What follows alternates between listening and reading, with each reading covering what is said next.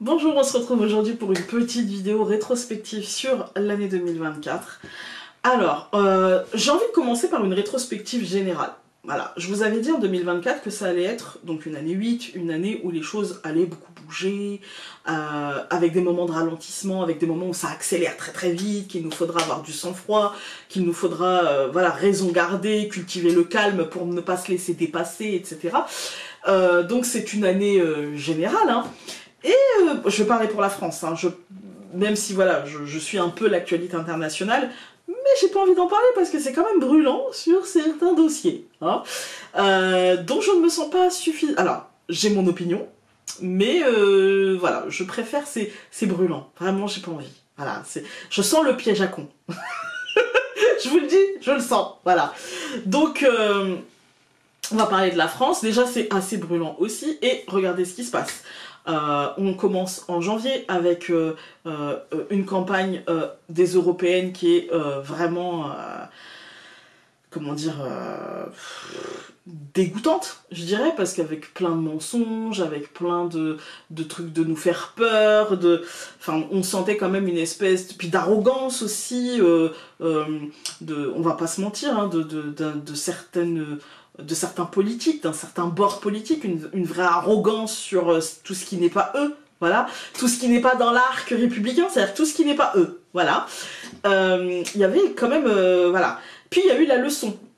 Voilà, et ils se sont quand même pris une bonne gifle dans la tête, hein, un truc bien senti. Peu importe notre bord politique, je pense que on a tous été satisfaits de les voir en PLS. Bah justement, sauf leurs électeurs, du coup, hein. Mais on a quand même été satisfait de les voir se prendre une gifle, même si pour certains on n'était pas hyper hypé par l'équipe qui a gagné. Mais voilà. Puis dans la foulée, l'équipe qui a gagné, je le répète, l'équipe qui a gagné demande une dissolution. C'est acté. Oh putain. Ah bah, on n'était pas obligé. En fait, c'était que des européennes, hein. C'était pas dramatique en fait, hein. Mais ça se fait. Et depuis, le bazar. Voilà. Là, je tourne le 3 décembre et le bazar n'est pas terminé. Alors, moi, j'ai tendance à penser que on nous fait des scénarios catastrophes et que à chaque fois on nous fait des scénarios à la Spielberg et qu'en fait on a un Walt Disney. Donc je me dis bon, voilà, hein, vous voyez, on nous fait la terre va s'écrouler, en fait c'est 3 pierres qui tombent. J'ai tendance à voir les gens qui s'agitent sur les plateaux comme justement ce côté il y a eu un événement, les choses avancent et d'un seul coup tout tremble, machin, parce que le moment où rien ne bouge, et ben ça laisse trembler. Comment ça va redémarrer en fait, hein. Donc ouais, l'année 8 elle a été plus que présente en France.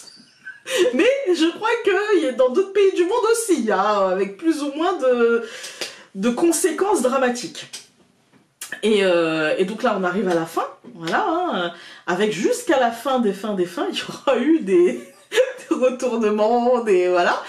Bon, écoutez, moi je pense que parfois il vaut mieux en rire, pas en disant parce que voilà, en rire pour ne pas en pleurer. Je me dis non, parce que des fois, sinon, on rirait de tout. Voilà. Et il y a des choses qui ne sont pas... où ça donne vraiment pas envie de rire et plutôt envie de pleurer. Mais là, je me dis, en vrai, de toute façon, c'est inévitable. Là où on en est arrivé, enfin, là, en fait, on a les fesses au milieu du toboggan. Si on essaye de remonter, on sera plus mal qu'en y allant, en fait. Hein. Donc, voilà. Ouais. C'est un peu ma vision du moment. Et donc... Maintenant qu'on a fait la rétrospective un petit peu de cette année, qui correspond à l'année 8, en fait, tout ce qu'on vit correspond à l'année 8. Et il faudra en faire un bilan en année 9, faire le bilan et voir comment faire en sorte de dépasser, voilà, de dépasser les blocages et quelle leçon doit en être tirée. Quelle est la leçon qui doit, pas juste on change vite fait, mais quelle est la leçon profonde qui doit en être tirée. Sinon on repart sur la même chose en fait, hein, et ça n'aurait pas de sens. Mais on verra. Je ne suis pas prophète, voilà, on verra ce qui sera décidé. De manière plus personnelle, moi, dans mon année, ça a fait ça aussi. C'est-à-dire qu'il y a énormément de choses qui ont changé, des choses qui sont remontées du passé, des choses qu'il a fallu, des habitudes aussi qu'il a fallu traiter. Moi j'étais dans mon année personnelle, dans cette année 2024, j'étais en année 7 jusque en octobre. Et puis à partir d'octobre, je suis passée en année 8. Mais du coup, de janvier à octobre, j'étais en année 7 dans une année 8. Et moi, il a fallu que je prenne de la hauteur, de la distance, que j'essaye de mettre, comment dire, du ralentissement là où l'année me dit allez, allez, allez, allez, allez. Alors que moi, voilà, c'était plutôt une année de pause. Et je vais pas vous mentir, il y a des choses que j'ai réussi, puis il y a des choses que j'ai complètement ratées. Voilà. Dans les choses que j'ai réussies, je dirais que c'est plutôt d'ordre familial. C'est-à-dire qu'il a fallu... ma fille va avoir 20 ans là au mois de février, donc actuellement elle a 19 ans, et il a fallu évidemment que je mette une barrière entre elle et moi. Il a fallu que je lui impose certaines limites, puisque elle m'avait imposé ses limites, mais comme moi je n'avais pas fait ce travail-là, parce que je suis une mère poule, j'avais parfois l'impression de subir ces assauts d'enfants capricieuses, d'enfants, voilà. Mais c'était pas de sa faute à elle, en vrai. C'était plutôt de ma faute à moi. Il a fallu que moi je pose mes limites, que moi j'impose mes limites, et que je les fasse respecter. Tu es une adulte et tu as raison, je dois te traiter en tant qu'adulte. Je n'ai plus le droit de te dire fais ci, fais ça, fais pas ci, fais pas ça. Tu dois prendre tes propres décisions, et tu dois tomber si tu tombes, te relever si tu dois te relever, et si tu as besoin de moi, tu sauras me trouver. Mais il a fallu aussi que moi j'impose mes limites, parce que sinon elle avait tendance à se défouler sur moi de ces journées, de ces disputes, voilà, comme une enfant de 10 ans peut se défouler à la maison en disant « Ouais, ma copine, voilà ». Et là, en fait, il a fallu que moi je lui dise « Non, en fait, quand tu viens partager avec moi, on doit être dans l'échange, je dois pas juste recevoir ta boule d'énervement, et puis une fois que tu vas mieux, merci, au revoir ». Non, en fait, je ne suis pas ton réceptacle à caca boudin, non. Donc oui, il était plus que temps que je fasse ça, et avec mon fils c'est pareil, on a une relation extraordinaire. Alors, une aparté, mon fils est autiste, merci de ne pas me donner de conseils d'alimentation, je ne sais quoi, pour faire partir l'autisme, il a 17 ans. On a tout essayé, aussi bien le naturel que le chimique, il est autiste. Avec déficience intellectuelle, il n'est pas Asperger, il n'a pas un problème au niveau de l'estomac ou je ne sais quoi, il n'a pas... Non, il est autiste. Point. Voilà. Aparté terminé. C'est parce que vraiment, en 17 ans, j'ai reçu au moins une centaine de conseils et que tous, la seule chose qu'ils ont fait, c'est me faire culpabiliser de ne pas être une suffisamment bonne mère pour mettre en place ce genre de choses. Et j'essayais, hein, j'essayais, vraiment. Et ça, rien ne fonctionnait. Donc c'était forcément que moi je m'y prenais mal, que moi j'y arrivais pas, que moi. Donc, voilà, aparté terminé. Pour mon fils, ouais, c'est comme tous les ados en fait, il a fallu... Mais imaginez un adolescent qui est en proie à toutes les modes adolescentes, c'est-à-dire le quacoubet, tout ça, vous voyez bien ce que je veux dire, hein. Il est en proie à tout ça, sauf que le mien, il fait des obsessions. Voilà, donc c'est qu'après, il va le répéter quasiment jour et nuit. Voilà, donc...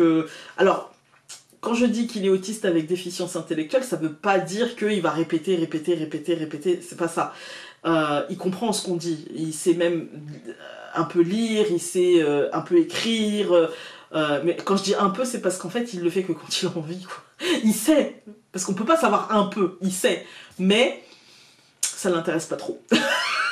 Et il a développé des stratégies pour contourner, voilà, il y a toutes les intelligences artificielles nécessaires pour contourner ça aujourd'hui, voilà. Mais on essaye quand même de... Voilà, hein, on fait tout pour. Et voilà, après, il a fallu que je gère avec lui, je regarde là parce qu'il y a sa photo. Il a fallu que je gère avec lui son comportement, en fait, pour ne pas que ça devienne étouffant pour nous, et que ça devienne... C'est lutter contre les obsessions, et du coup poser des limites, et encore une fois... Donc ça, c'est des choses que j'ai réussi, plutôt... Je pense, c'est encore un travail évidemment, mais je trouve que c'est plutôt pas trop mal réussi dans notre quotidien. Ce que j'ai raté complètement, c'est dans le côté professionnel en fait. Ce que j'ai raté complètement, c'est le côté management. Alors, chez moi, c'est pas management genre bouge-toi le cul. bouge-toi les fesses, va travailler, c'est plutôt dans le sens inverse. C'est plutôt dans le ralenti, prends soin de toi, écoute ton corps, voilà. Et ça, je voulais en parler parce qu'en fait, ça vient de l'enfance. C'est-à-dire que moi, cette année, il y a aussi, parce que l'année 8, c'est aussi une année karmique, il y a aussi beaucoup de choses qui sont remontées. Et dans les choses qui sont remontées, il y a ce côté karmique, il y a ce côté enfance, il y a ce côté, ce qu'on me disait quand j'étais enfant. Je reviens, je vais allumer la lumière parce que si moi je me vois pas, je me dis que ça doit être sombre. C'est mieux.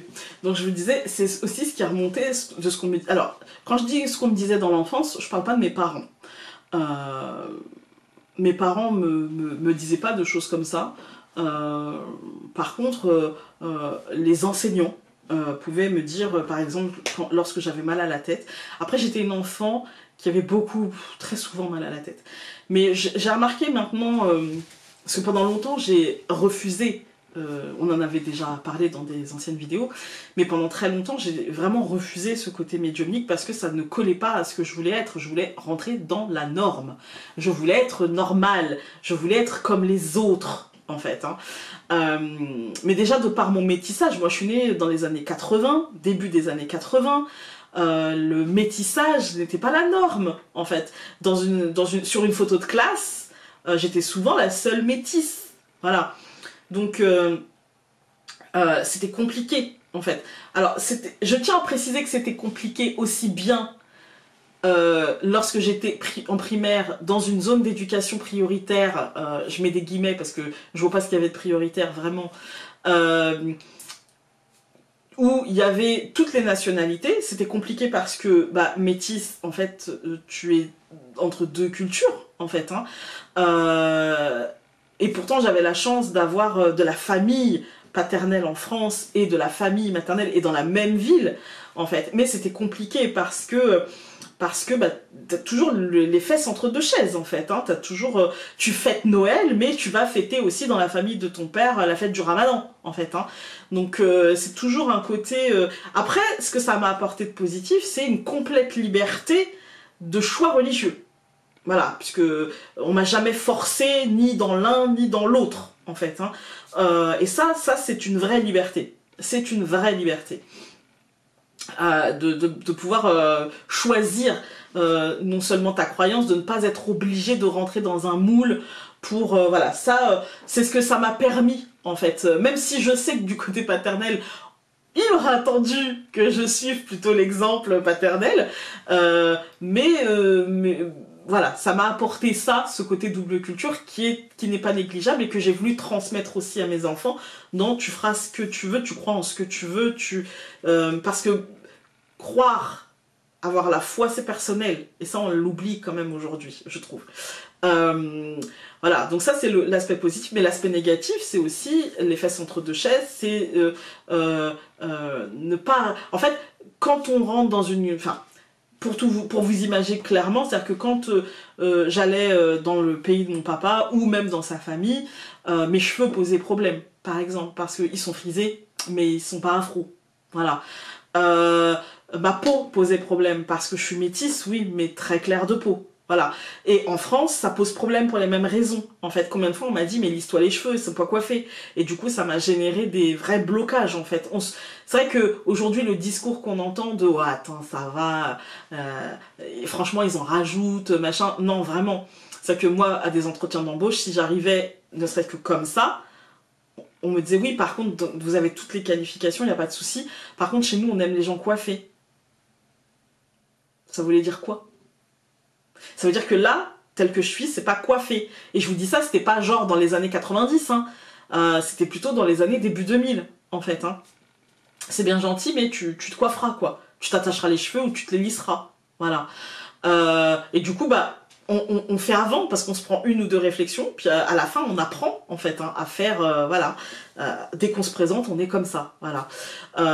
Ça a été aussi du côté de ma mère, c'est pas des réflexions racistes, hein, attention, je suis pas en train de dire d'un côté ou de l'autre, c'est juste que il y a une forme de, c'est pas de l'intolérance mais presque quand même, c'est-à-dire qu'on marque la différence. En fait, vous voyez, on marque la différence.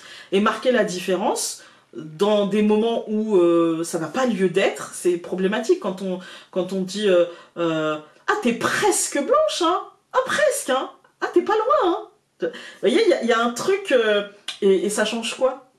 Que j'ai un ton plus foncé ou un ton plus clair, il est où le problème, en fait? C'est pas important dans la vie d'être blanche ou d'être noire ou d'être métisse, c'est qu'une couleur, en fait. Ou quand j'étais petite, oh là là, t'es jolie avec ta couleur café au lait.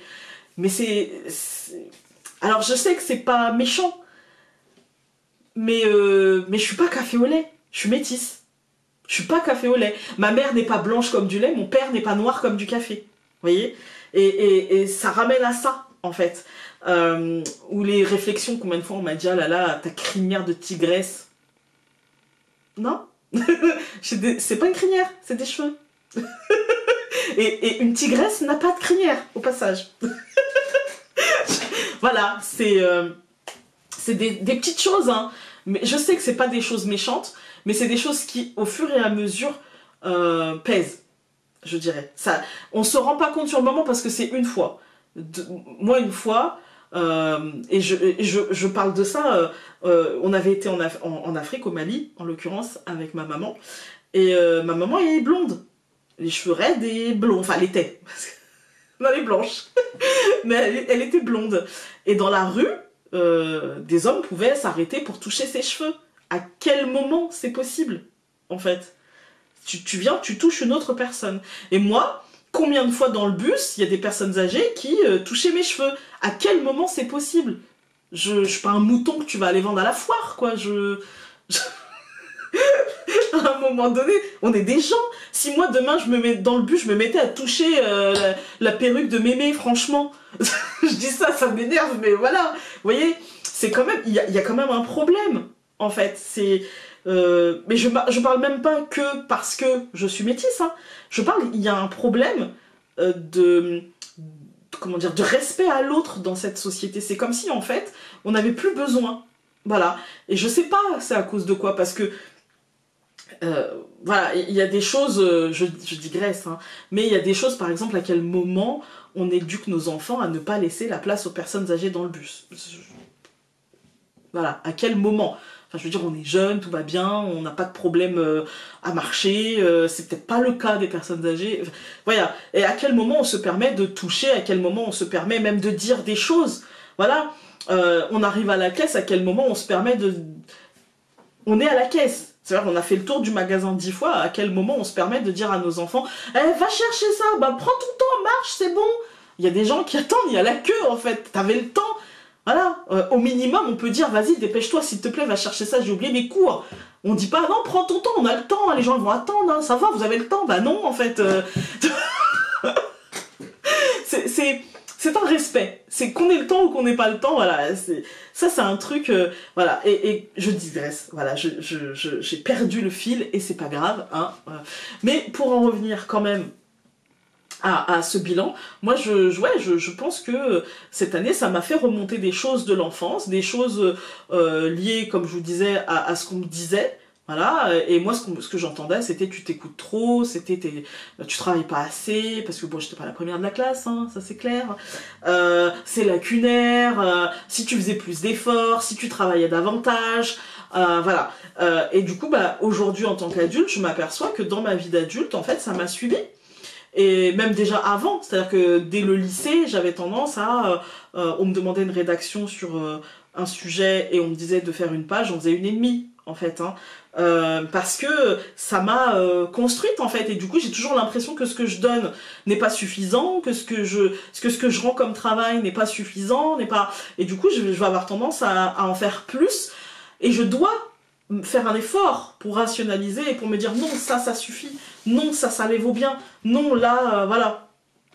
Il y a ce côté-là en fait qui est, que je dois à chaque fois lutter contre ça. Voilà, je dois à chaque fois lutter contre le truc de toujours vouloir faire plus, de toujours vouloir donner plus, de toujours vouloir... voilà, et je dois, par exemple dans mes consultations, j'ai mis longtemps, maintenant ça va mieux, mais j'ai mis longtemps à poser la limite de 1 heure c'est 1 heure. C'est pas 1h05, c'est pas 1h10 en fait. Voilà, 1 heure c'est 1 heure. Parce que, bien sûr, il y a des consultations où on va parler de moi ou de toi 5 minutes, et donc je vais pas les compter dans la consultation, mais de là à faire 1 h 30 alors que la personne elle m'a payé qu'1 heure, non, en fait, ça c'est fini, voilà.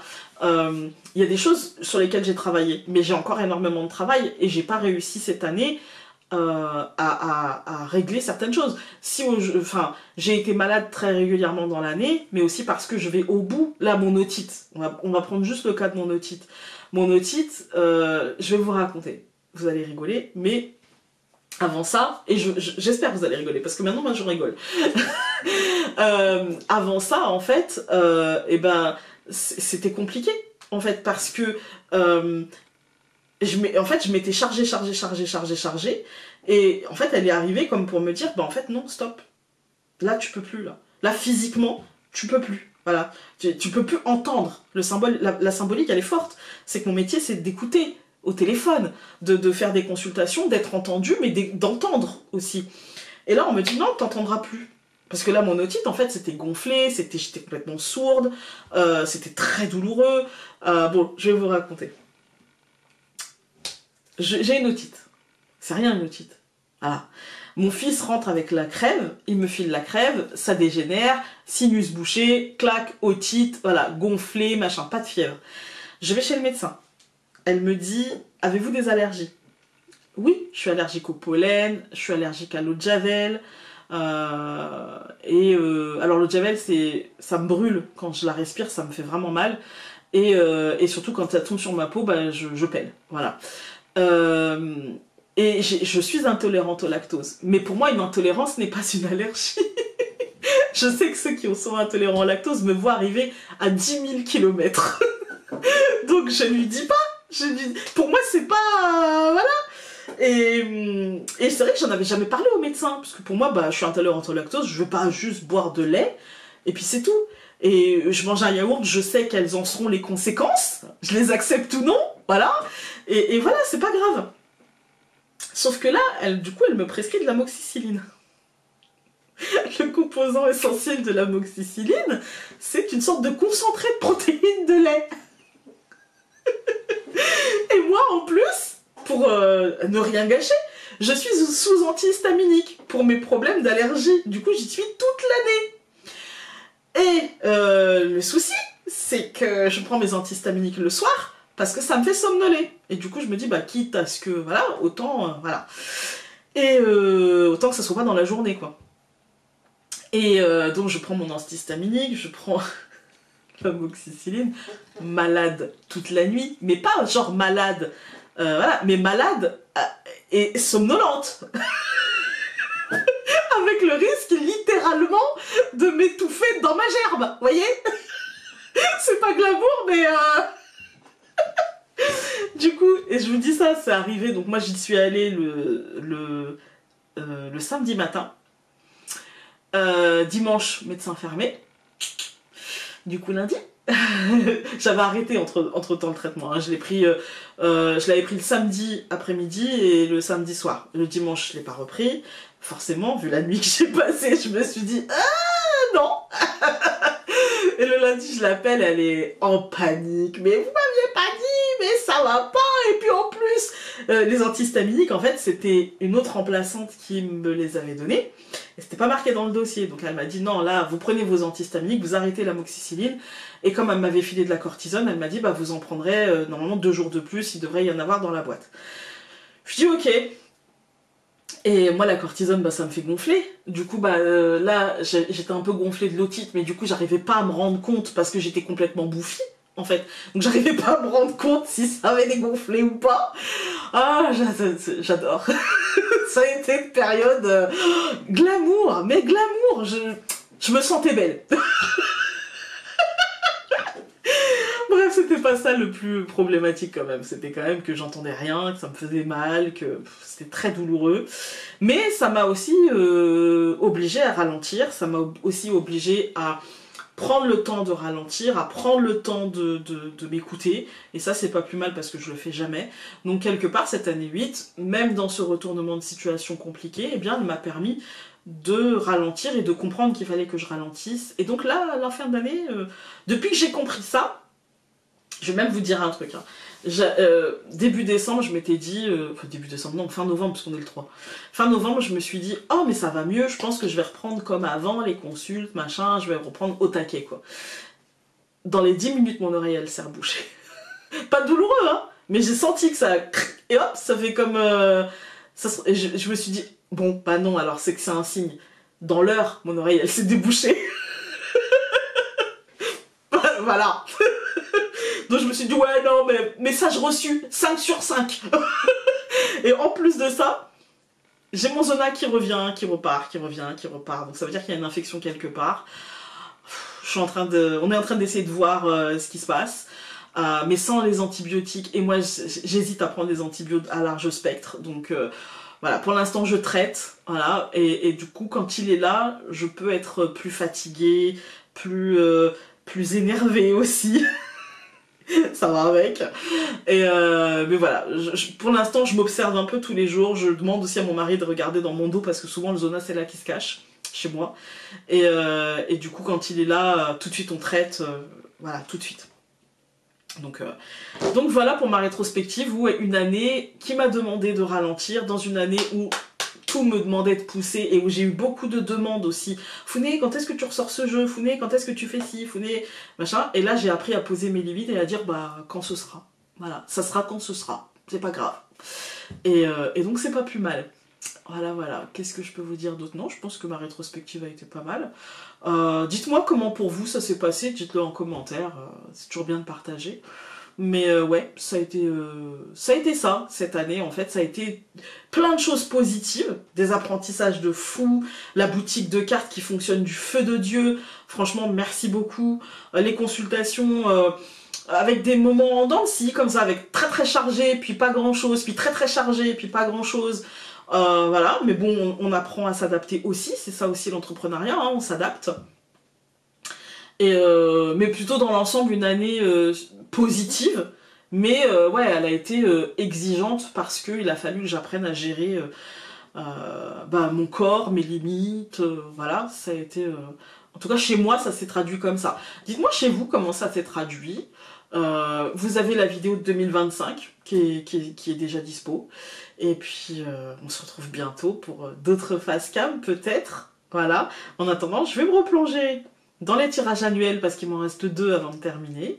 Et sur ce, je vous dis à très vite. Salut!